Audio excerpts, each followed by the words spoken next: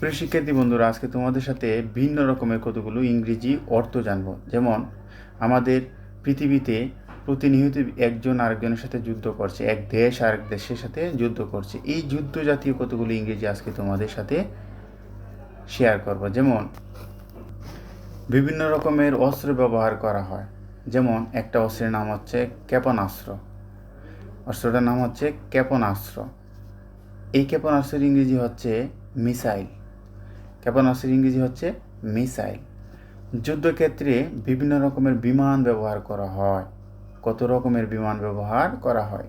এই বিমানগুলোর ইংরেজি আসলে নাম কি? এদেরকে বলা হয় ফাইটার জেট। এদের ইংরেজি নাম হচ্ছে ফাইটার জেট। যুদ্ধে এক দেশ বা এক ব্যক্তি আরেক ব্যক্তিকে প্রতিহত করার জন্য আক্রমণ করা হয়। এদেরকে ইংরেজিতে বলে অ্যাটাক। একজন আরেকজনকে প্রতিহত করে। যখন একজন আরেকজনকে প্রতিহত করার জন্য অ্যাটাক করে, তখন এই অ্যাটাককে প্রতিহত করার জন্য এর এক ইংরেজি ব্যবহার করা হয়। এই প্রতিহত করা ইংরেজিটা হচ্ছে কাউন্টার অ্যাটাক। মানে একজন ব্যক্তি আরেকজনকে আক্রমণ করার পরে প্রত্যুত্তর দেওয়ার জন্য যে আক্রমণ করা হয় সেটাকে ইংরেজিতে বলে কাউন্টার অ্যাটাক। Counter attack. একজন আরেকজনকে আক্রমণ করার পর সবাই সবার নিজের জীবন বাঁচানোর জন্য চেষ্টা করে। এই যে চেষ্টা করাটা বা নিজের জীবনকে রক্ষা করার জন্য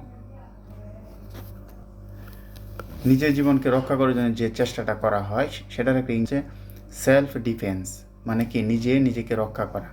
একটা দেশ বা একটা ব্যক্তির হাত থেকে নিজেকে রক্ষা করা বা রক্ষা করার চেষ্টা করাকে সেটাকে ইংরেজিতে বলে সেলফ ডিফেন্স। প্রিয় শিক্ষার্থী বন্ধুরা, এই শব্দগুলো কেবলমাত্র জানা রাখাই ভালো, তবে ব্যবহারের চেষ্টা না করাই ভালো, কারণ এটা আমাদের জন্য প্রযোজ্য না।